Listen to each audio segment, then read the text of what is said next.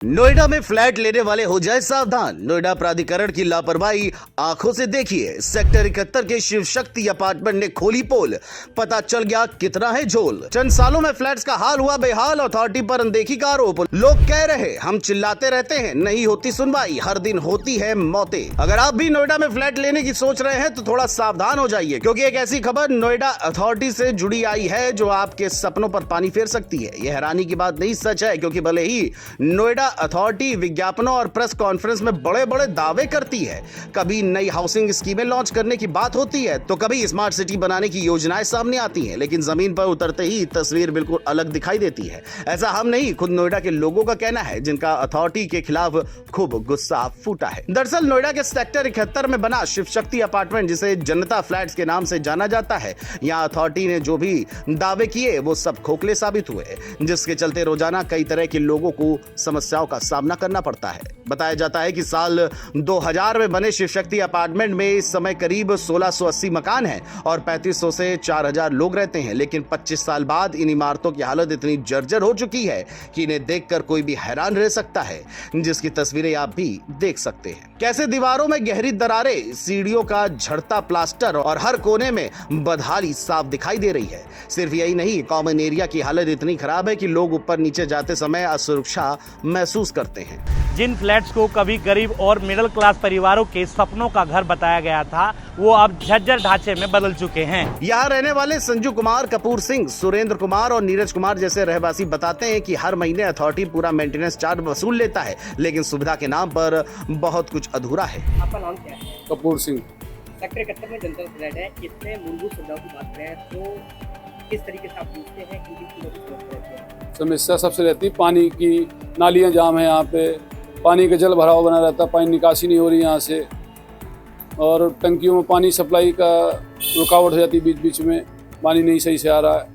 जब भी बरसात होती है पानी जल भराव होता है, बच्चे निकलने में दिक्कत होती है यहाँ से। अधिकारियों से इसकी शिकायत भी करी होगी कभी? बिल्कुल शिकायतें हुई, कोई एक्शन कोई नहीं हुआ जी।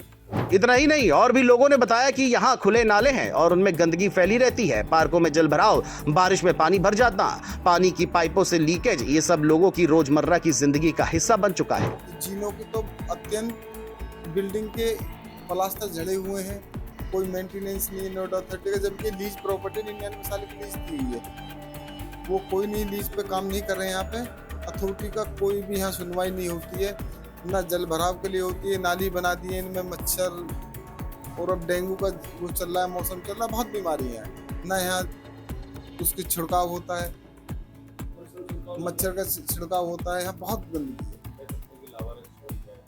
हाँ, सेक्टर को लाभ छोड़ा हुआ है अपना और उसमें कोई नहीं है, और यहाँ कभी भी कोई हादसा हो सकता है जीने के नीचे, जिस हिसाब से बरसात चल रही है, और अगली बार तो बरसात भी बहुत ज़्यादा है, नाली सारी जाम है।